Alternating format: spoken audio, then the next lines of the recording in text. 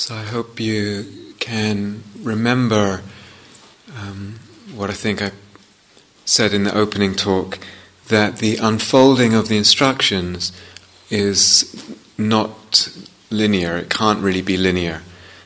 So we're adding pieces of this kind of jigsaw puzzle, and they just kind of come when they come. The practice will get easier if you feel that you're struggling. You'll get the hang of this more and more. It will become more familiar. And so this morning, I want to actually just touch on some possible difficulties that might be coming up and how we might address them, and also introduce a new piece, another piece of the jigsaw puzzle. And like any meditation practice, difficulties can arise. In fact, difficulties will arise. That's taken for granted with any meditation practice. If difficulties arise, then it becomes a question of, well, how can I relate to these difficulties? What's my attitude towards them, certainly, and what's a skillful way of responding to them? I just want to touch on just a couple today. So the first one is tiredness, or the hindrance of what's called sloth and torpor, sort of dullness, fogginess, heaviness, sleepiness that comes. And Chris spoke about this last night in the talk and offered a number of possible responses that one can make to bring the energy up and relate to it in a good way. And I want to offer one more thing, particularly related to the practice that we're doing. Tiredness is actually, it's a very interesting mind state. It's a very interesting mind state. Sometimes one's sitting or walking or just in one's day and one feels completely exhausted or just overcome with tiredness. And it feels like the whole system is tired. Everything, every bit of me is tired. Mind, soul, body, the whole show. Now, of course, sometimes we are really tired and we need to sleep, etc. And oftentimes there's a backlog of tiredness that we arrive at on retreat. But if I can begin paying attention to this experience of tiredness along this central line, I might find something very interesting. Oftentimes, when I look for the feeling in the body of tiredness that's going along with this feeling that I have, it's not that easy to find it. It's not that easy to find. It's very interesting. And oftentimes, what I might find is just a pressure behind the eyes, or a sense of tightness in the head behind the eyes. And that's what I find physically from this big feeling of tiredness that I feel I'm in. And it's unpleasant. It's probably not excruciatingly painful, but it's unpleasant. A little bit. Something's happening there. Something very interesting is happening. So first of all, if I can identify that and let it be what it is, so it's on this central line, it's maybe in the middle axis of the body inside, and I can just identify, just open the hands again and let it be unpleasant, just let it be what it is. And feel it, feel what it is.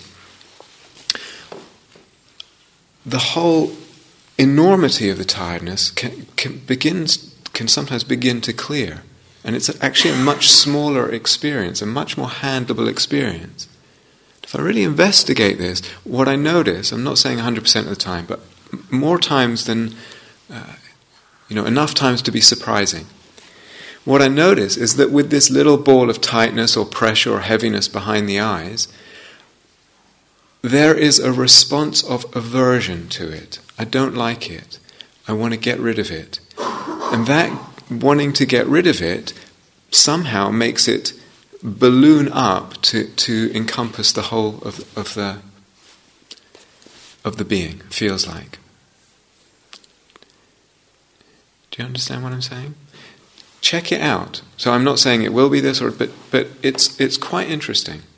Something happens to make something that's quite small look very big. And in that is a huge insight for us. and also something very helpful in relationship to tiredness. So to play with it, explore it, because it might be that it's relevant, it might be helpful, and particularly relevant to our practice that we're doing. But I was, again, tiredness is very interesting. I was talking with a good friend the other day, and she was saying she'd been tired a lot recently, and we were talking about other stuff. And actually, what's been going on, and it was she that came to this insight. She feels like, because of certain ways some of the relationships are in her life right now, that she's kind of bottling her effervescence. She's sitting on her. Doesn't want to be too loud and too much energy. So she feels like she has to kind of tone it down a little bit. And she's repressing the life energy. And she ends up feeling very tired. And then she feels like she has no life energy. But actually that's not what's going on. Again, tiredness is very interesting. How often is tiredness actually about resistance? I'm resisting maybe something I don't want to feel. Or I'm even resisting my very own energy, my very own life force, my very own overflowing. And sometimes in life that can become such a habit, and I don't even know that I'm doing it. The days go by and one's in a relationship with oneself that's kind of just squashing oneself, and so one's tired a lot. Possibilities, but certainly don't know what's happening. Tiredness is usually more interesting than it might first appear. So that's one thing to play with and explore. Another obvious difficulty that can come up is physical discomfort when we're sitting and walking. Very understandable and normal. So let's talk a little bit about that. But actually, let's take it again at the shallow end. What about you're sitting in meditation and you get an itch in your face, and there's just, or your ear or something. Now, very easily, the hand just comes up and just scratches it. And what the scratching is, I want to get rid of this itch. Right? We don't really think about it. It's a movement of aversion, basically. But the itch is slightly uncomfortable. What would it be to actually, itch, okay. And actually, what is an itch? What is it? Like, linger with the sensations of an itch and explore this human, actually animal as well, experience of an itch. So in a way, we're bringing this same practice with the open hands, we're bringing it towards the itch and just holding openness for the itch to be there. And what is this? What is this experience of itching? So in a way, it's just the same thing. And then what happens when I do that? What happens when I bring that relationship to an experience? Now, of course, sometimes when we're sitting and walking, the physical discomfort is a lot more intense than just an itch. And there's something painful in the body or aching, etc. Very normal, very understandable. The first thing to do then is to relax the rest of the body. Because if your back is aching or your knee is aching, it's very common for the rest of the body to tense in reaction. So first check the rest of the body. Relax the shoulders, relax the belly, relax anything that feels like it's holding and tensing. That's going to be helpful. Because that tensing is adding problem. Then you may want to notice where is not in pain. In other words, maybe I have an ache in my shoulder and the attention just gets sucked in there, which it often does. The attention gets sucked in to where it's a problem. And that's not always helpful at all. So really helpful, my shoulder hurts, well, how are my toes? How is the end of my nose? How's my earlobes? And they're probably okay. But that kind of gives a sense of more space around something, more context. So rather than just getting sucked into where the difficulty is and tightening this knot there, actually hanging out a little bit where it's just realizing there are places where it's okay. But then again, we could bring the very same practice that we're doing along this central line to wherever the pain is. What would it be to just bring a light, curious attentiveness, allowing the pain to be unpleasant, which is what pain is. It's just unpleasant. In this moment, I can let you be unpleasant.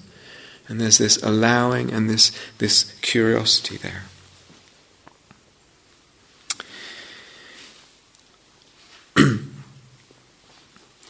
So in that, the attention can probe a little bit. It can enter into the pain.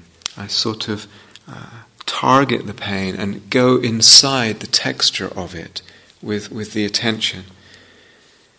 And then what might I find, just as I might find in the central line, I might find that the pain is actually changing moment to moment. The experience is impermanent. One moment is not the same as the next moment, the next second. It changes. And there's this flickering nature of it. Now, why is that important? Why is that important to see that? Because what we tend to do with difficult experience is make it into an impenetrable, solid, heavy mass that we then feel squashed by and oppressed by. But if I can stare at it enough that moment to moment I see it's changing, then I see actually it's not as solid as it seems to be. Does this make sense? Yeah? And so I'm not so oppressed by this sense of something being so solid. It's got more space in it, and I'm seeing the gaps in it.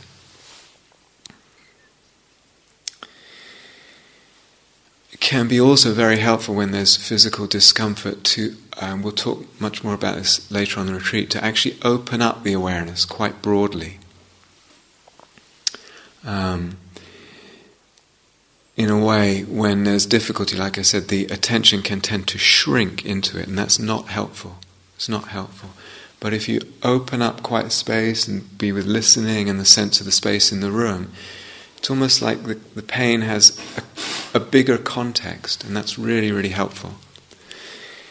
I can also begin to become aware of what my relationship with the pain is, which is usually I want to get rid of it. Maybe I have a sense of that, and then I can begin to relax that relationship a little bit and kind of let the pain be there, practicing relaxing the relationship with something. We'll talk more about this because it's really important, but I want to put it out now in case. Does it make sense if I say that? Yeah. But the important thing is not to strain the body. So there's chairs, and I said yesterday there's extra chairs. It might be really skillful to alternate the postures if it's too much. It's not an endurance test with pain. We want to be taking care of the body. We want to have this sense that the mindfulness that I'm bringing to whatever is going on is helpful. That's really important.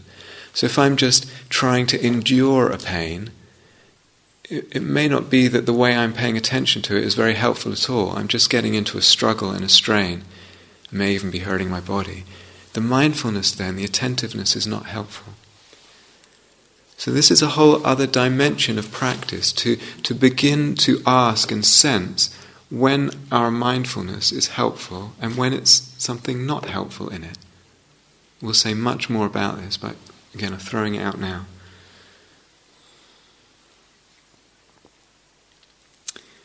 At the risk of overloading you with stuff. Sometimes we can have a very intense gaze at something. It's like staring something down. I have this pain, or I have a feeling, whatever, an emotion. I'm staring it down. I'm really just penetrating it with my gaze. So the intensity in the attention is very strong. Sometimes that's helpful, and sometimes it's not helpful. I can laser beam this thing. Sometimes, when I make this gesture, it's partly saying there can be more softness in the attention, less intensity, less hardness. Does that make sense? Yeah. So you begin to get a feel over time. This might take some days even to get a feel of when the attention is more intense and when it needs to be more soft. And sometimes, the attention that I'm giving something can be touching it like a feather, just lightly touching something. And that is actually much more helpful than laser beaming it. Yeah? Now, sometimes, of course, and a number of people said this in the group that we had yesterday, we're trying to do this practice, and it may be new, and one looks inside and says, well, there's not much happening. I can't feel anything. I'm not feeling anything. Well, actually, for most people, most of the time, that's what's happening. We're not in a heavy-duty emotional state most of the time in our life. And that's fine and right and okay. It's not that I'm not sitting here saying, if you're not feeling anything, you're in denial. And really, you're sitting on a volcano and, guys, you better get honest with yourselves. I'm not saying that at all. At all. I mean, maybe, but that's not at all the assumption. Check it out if it's yours. Most of the time, we're not in the grip of some very powerful emotion. So, can I realize that? This is actually my life. This is my life, to not be in some intense grip of something all the time. What does the mind do with that? So it occurred to me, it could be helpful to put aside this whole word emotion or feeling. Just leave it aside. Because it could be that getting in the way for some people. And think rather, well, what is the experience along this center line? Maybe that's more helpful. So just don't even think in terms of feelings. So when I look, and here's this center line that we've been talking about, right from the top down to the perineum, and I'm in there, and I look, and I say, well, right now, I don't feel any particular emotion that I could say it's sadness, or it's fear, or it's joy, or whatever. But there's an experience here. What's the experience? Maybe I go in and I see, it's a little bit knotted around the throat, or it feels a bit tight, like I was saying, behind the eyes, or there's a bit of pressure around the chest, or it feels open here around the solar plexus maybe, or the belly feels soft.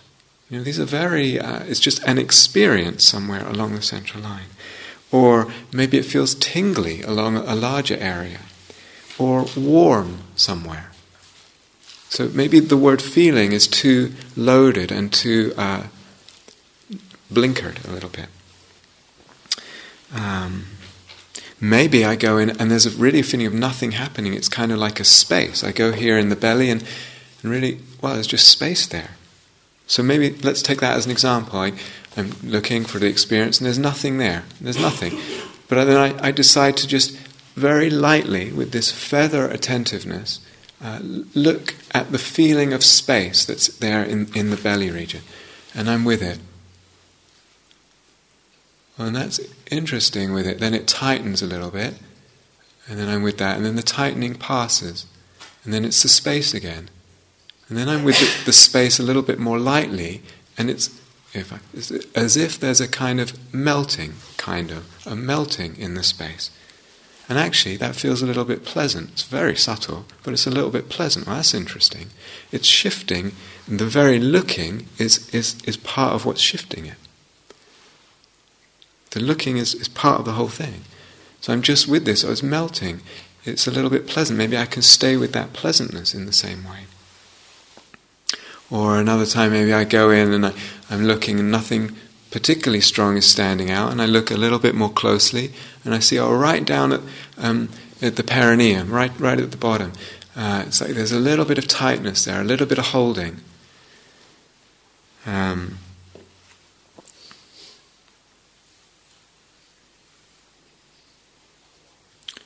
Maybe I'm with it. And in the way that I'm with it, because of this open-handed, this approach of allowing the unpleasantness, it can just soften a little bit. There's a softening that comes in. And then I'm with that. It's like, what does it feel like to soften? And then I notice, as it softens, there's a quality of tenderness that comes into the being. It's very subtle. The physical sensation softens, and I wouldn't even call it an emotion. There's a quality of tenderness that just comes through. And then, I'm making this up, okay? and then there's tenderness, and then I'm with that tenderness, and then there's like a shadow, just like the briefest shadow passing through of a kind of melancholy. And I'm just putting that word, and again, it's an emotional word, but maybe I don't even have a label for it. It's just a feeling of something like a cloud just so briefly passing across the sun. So it's this alive, gentle, light attention, the lightness of the attention to nothing much happening, starts to reveal a whole world. Because partly what we're doing with any meditative practice, is we're learning the art of attentiveness. We're learning the art, and that's a really good word, the art of mindfulness. I found this beautiful little passage about the painter Cézanne, Paul Cézanne. And I can't remember where I found it, but the long periods he spent alone studying a scene and then painting it, shifting his viewpoint a little bit each day, became legendary among young artists. Just his utter patience in looking, and his willingness to just stay in a scene, looking and looking until it became alive for him. People would hear about this. There's this crazy old man who sits there all day looking and looking at something that doesn't seem that interesting.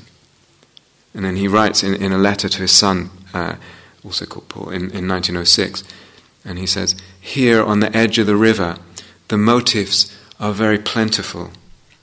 The same subject, seen from a different angle, gives a subject for study of the highest interest, and so varied that I think I could be occupied for months without changing my place, simply bending a little more to the right or left."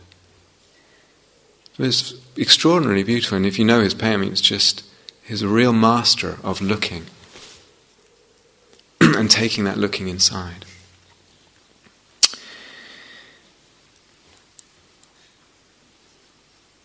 So patience, really key. Something we're just like, we're not pressuring, and something begins to sensitize to what's going on.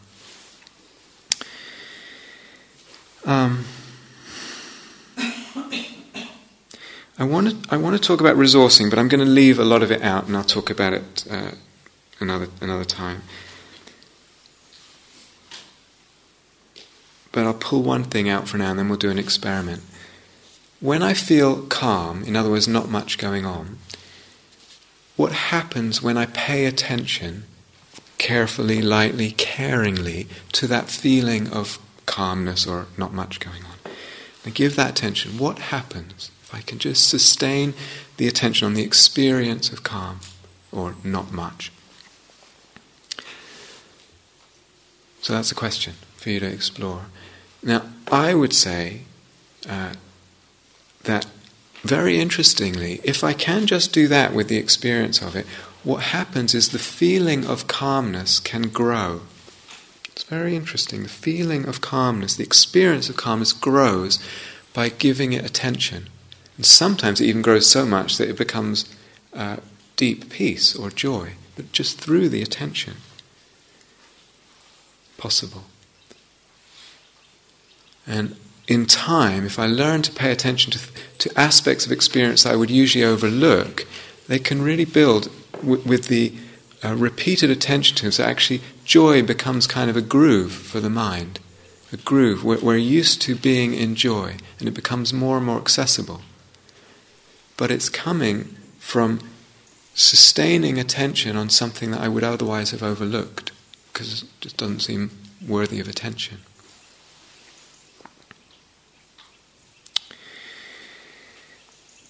Okay. Let's do a little experiment, if you're ready. So come into your meditation posture.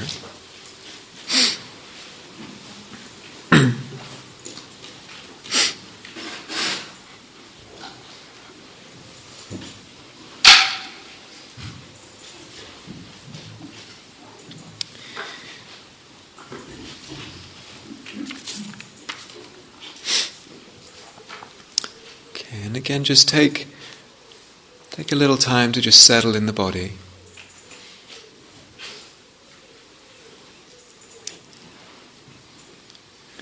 To establish your posture.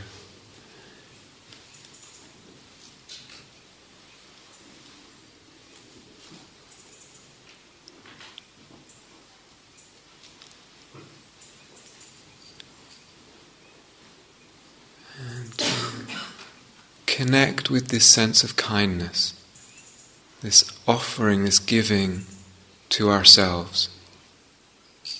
This is what we're doing.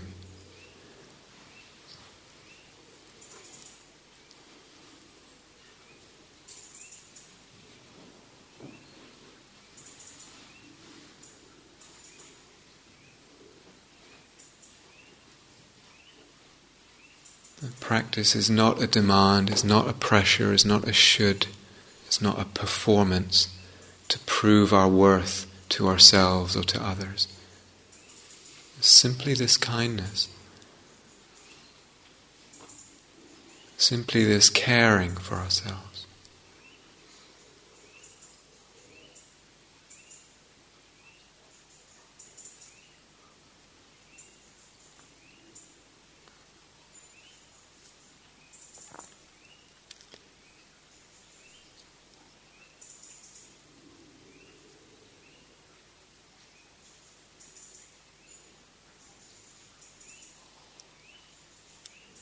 Now, whenever you feel ready,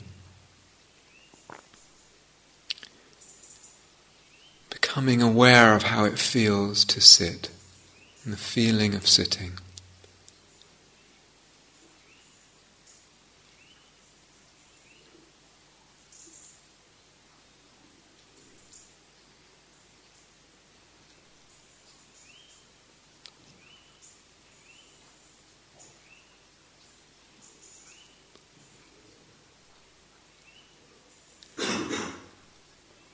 And then perhaps seeing what's happening along this center line, seeing if there's anything standing out or prominent or whatever is the most prominent.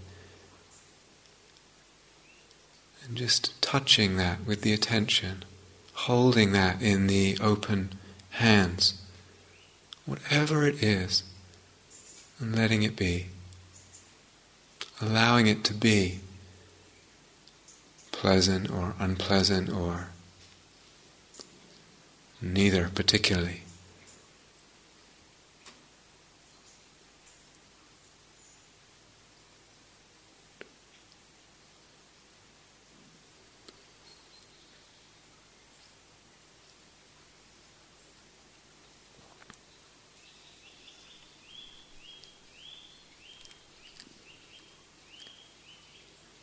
So there's just this curiosity, this intimacy with the experience along the central axis, or somewhere along the central axis.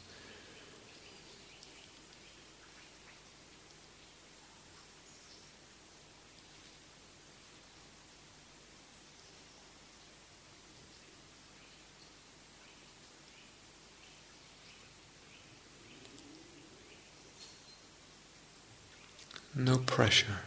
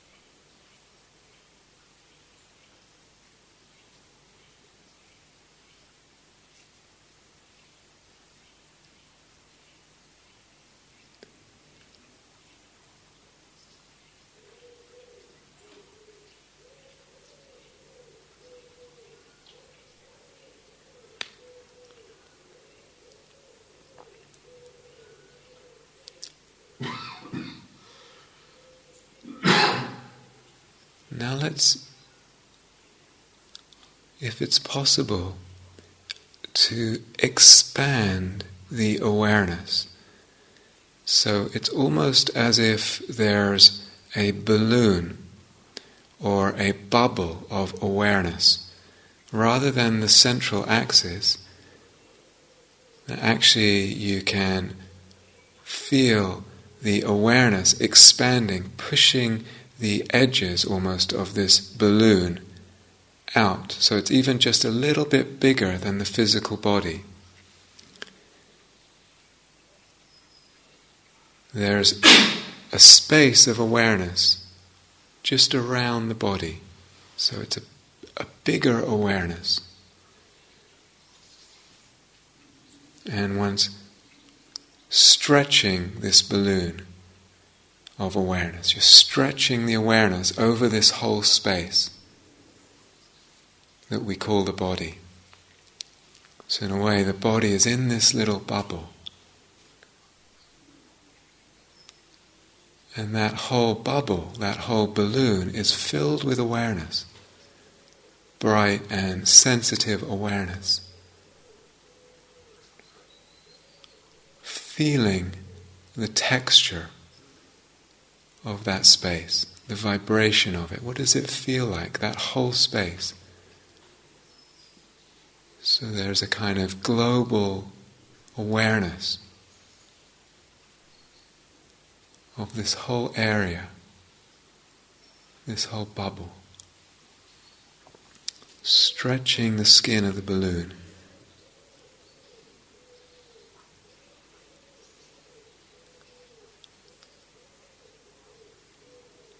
And then just feeling what it feels like. What does it feel like, that space?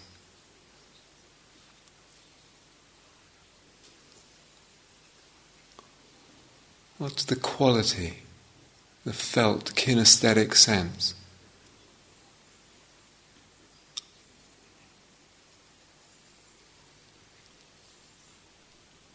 So you're really kind of opening the body and opening the awareness to that whole space of the body.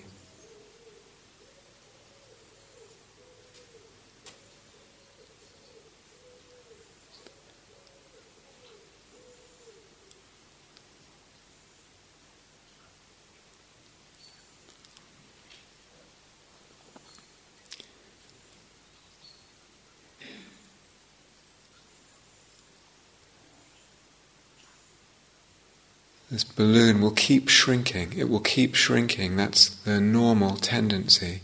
And you just keep stretching it so that it's a little bit bigger than the physical body. You just keep stretching it out and filling it with awareness, with sensitivity. So the awareness is alive in that. What does it feel like, this space? And it'll keep shrinking, and you keep pushing it out and feeling into the energy, the quality, the vibrations in that space.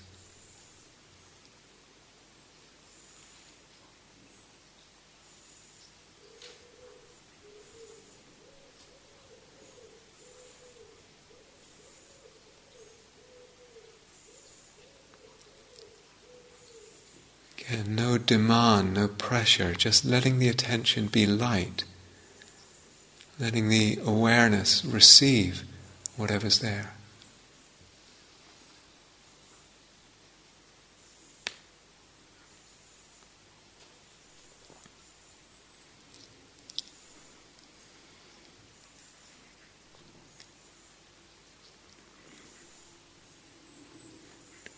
Keep this balloon filled, stretched tight with awareness.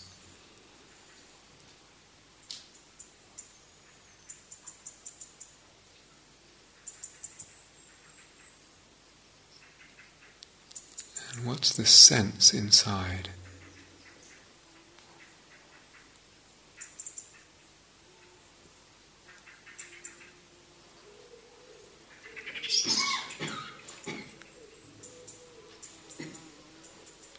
So opening the space, stretching it over the body.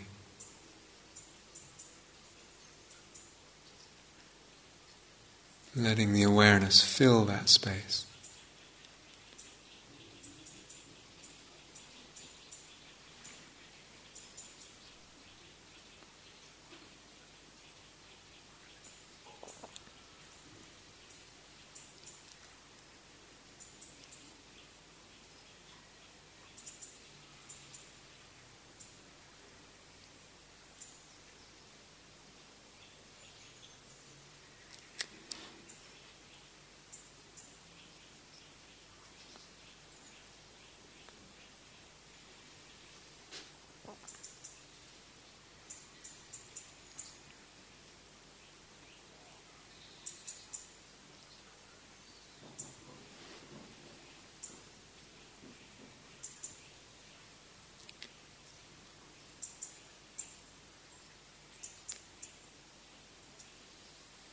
The whole body is included all at once.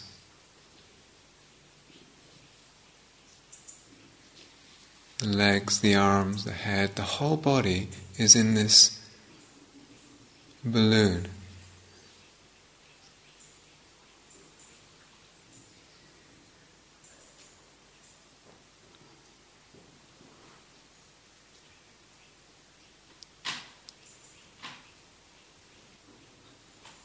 And just feeling into the texture of it.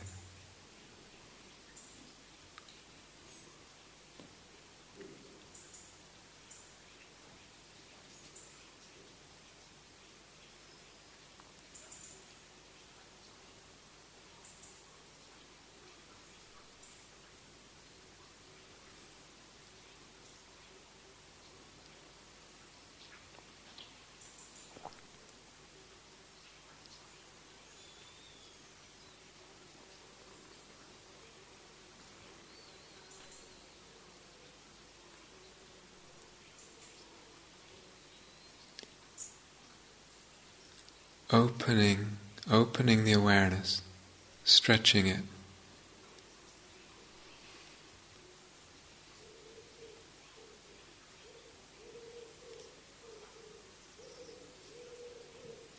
How does it feel? What do you notice?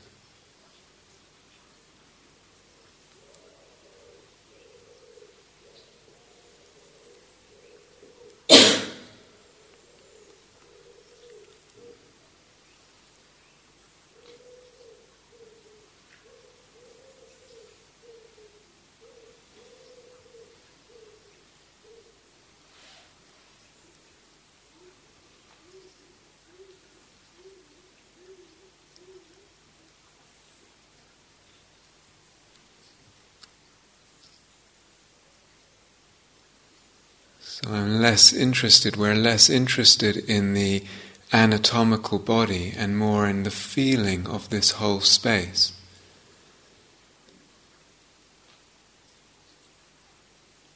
The energy of the whole space. The vibration of it.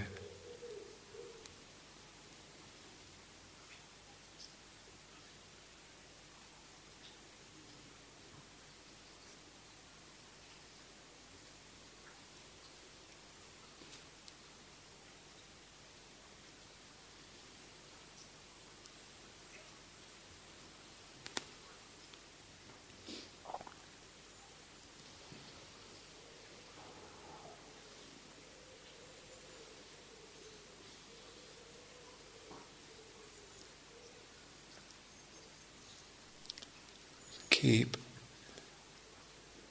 pushing it out when it shrinks, because it will keep shrinking, and you keep stretching this balloon.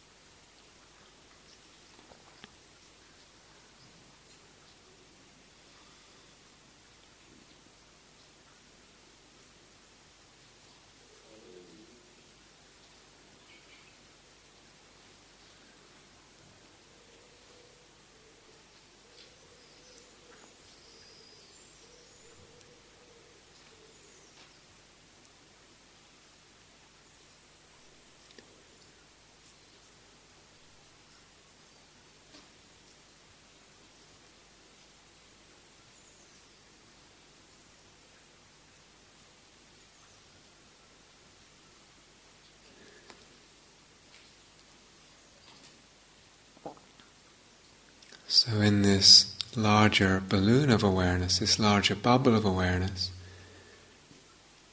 maybe there are regions that feel differently.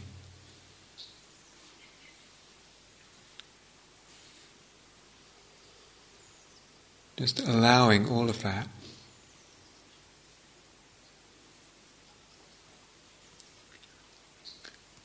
Maybe you're even aware of this central axis within the larger bubble, but without focusing in on it so much.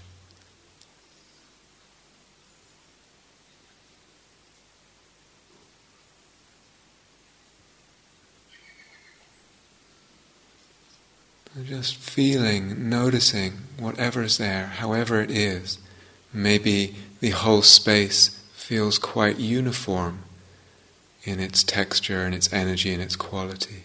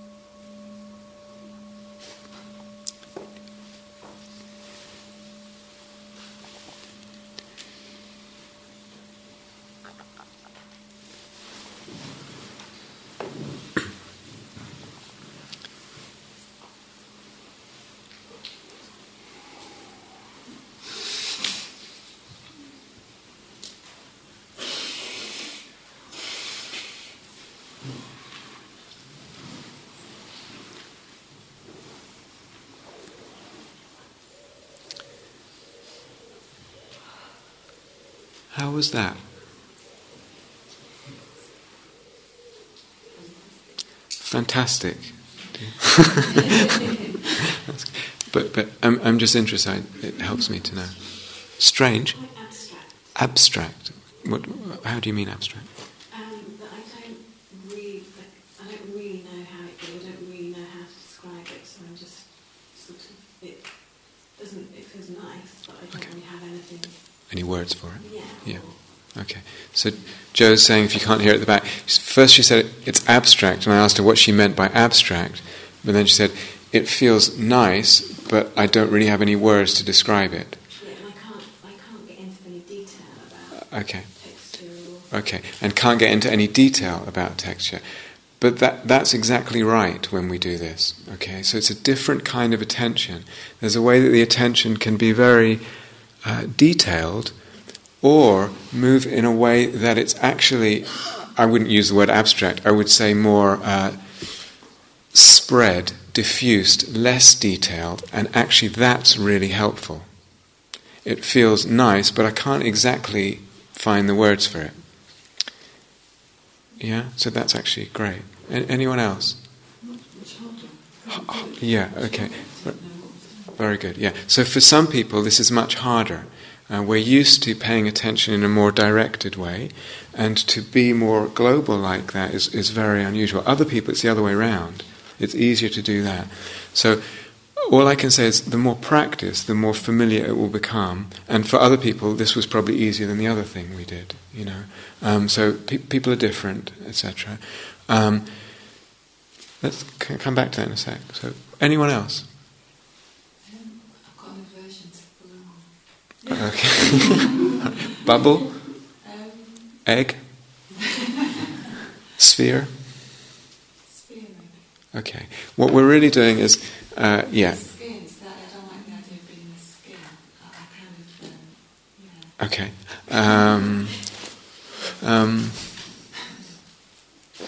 Energy ball?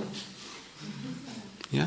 Okay. Really what we're doing is just, we're paying attention in a more open way, and whatever way helps that. So it's this field, it's a field that I'm paying attention to, rather than a point or an area. It's a field that I'm then inhabiting with attention. Yeah? So whatever works. I had a few feelings that were appearing outside the balloon. Okay. But there was a risk of having it shrinking unless I managed to incorporate it. Yeah.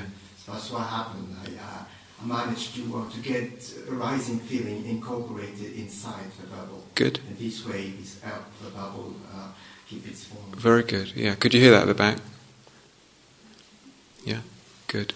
So all this stuff is very creative. That's really helpful. Because what's your name? Luik. You know, we're responding in the moment to what's happening. If I don't respond to what's happening in practice, either I hit a brick wall or I fall asleep. One of those two things will happen. But there's a sense of, well, what should I do with this? Well, I'll try this. I'll try that. And something, it starts to be very playful and creative, which is great. So it's not, so as I said in the opening talk, so often we have an idea of, am I doing it right? Is this right? And I want to know that I'm doing it right. But actually there's a sense of, well, I can just try things and kind of see what happens. In this sense, Luik tried something and was actually, there was a discovery there. So really to give yourself permission to play and to experiment. You know, that's really okay. Please. I felt like it was, like once I had the bubble around me, that then I would go off into thought. Yeah. And I didn't feel it shrinking or anything. I just thought, okay. It was almost like the body was protected, and so I could go and like dissociate a little bit. Okay, yeah. And I come back and like check on it. Yeah. But I felt like I had more of a tendency to like leave off in thoughts and stories. Yeah. And instead of staying there. And when you were here, in the moments that you were here, what did it feel like? It feels very similar to what I feel in mental practice. Ah, good. Okay, very good. Can everyone hear that? Yeah, good. So it feels very similar to what I feel in metta practice, which is, could you put words to it, even throw a few words at it?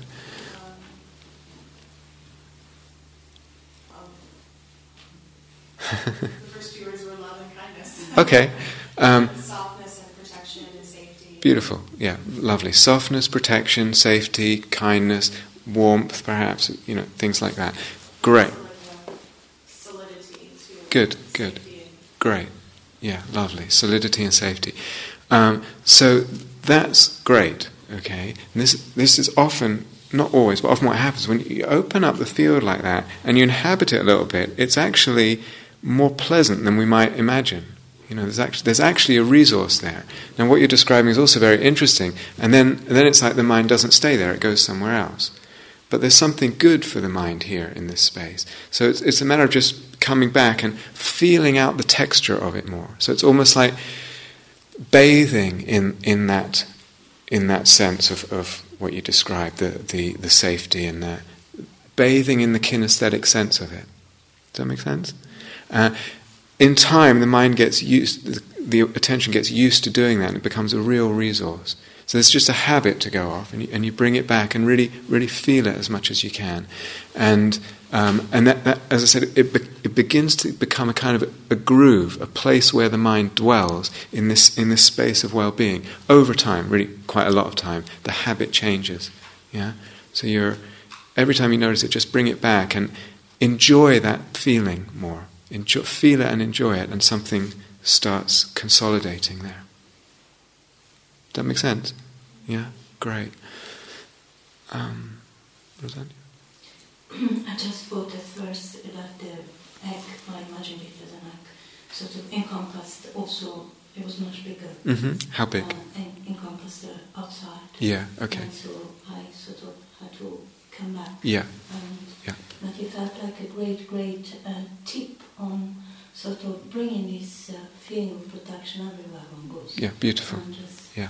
Could you hear that at the back, or no?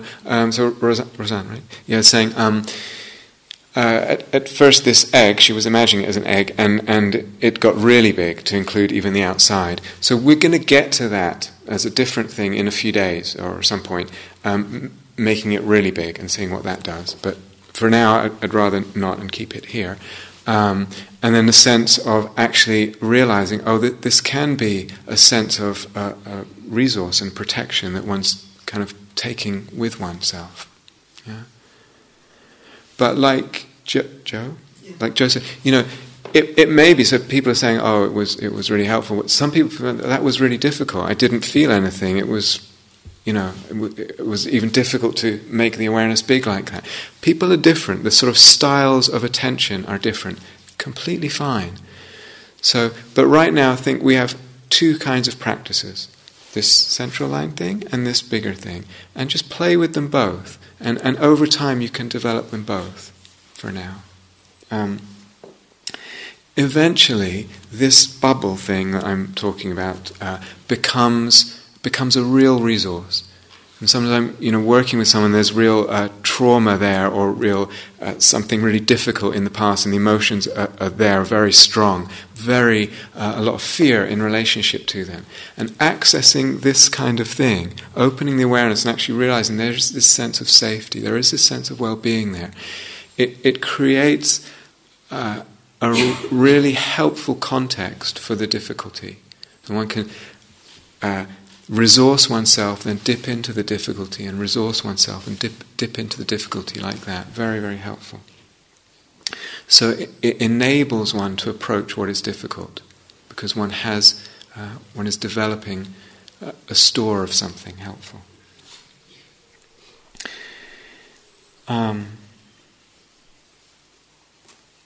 So like I said, in a way now we have two practices. We have this one that we introduced yesterday, we're just checking what's happening along the line. It's more directed like that. And this one that's more open so far, this bubble. Sometimes, and you have to see how your own practice evolves, it happens that the bubble actually in the moment provides a context for what's going on here. So it could be, I have a heartache going on, I have a sadness, and actually the bubble is around it, and it really helps because it gives this sense of resource around something difficult. Does that make sense? But I wouldn't see how it goes. Maybe don't push that right now. Maybe just keep them separate and see maybe that evolves or not. Does that feel okay? At the back? Yeah? Good, okay. Okie doke. So, in the walking today, same thing. How does it feel to walk? Maybe you want to check out the central line. Maybe you want to stop to do that, slow down to do that. Feel very free. Play with the whole thing. Be very playful and experimentative. Or sometimes you might want to stop and check out this bubble, this egg. And how does that feel? Or slow down. Maybe you can even walk in this bubble. So play with it. Play with it. It's your practice, and get a feel. You will definitely find some things easier than others, as everyone does, and sometimes easier than others. And that's all very, very normal. But just play with these tools a little bit. Thank you for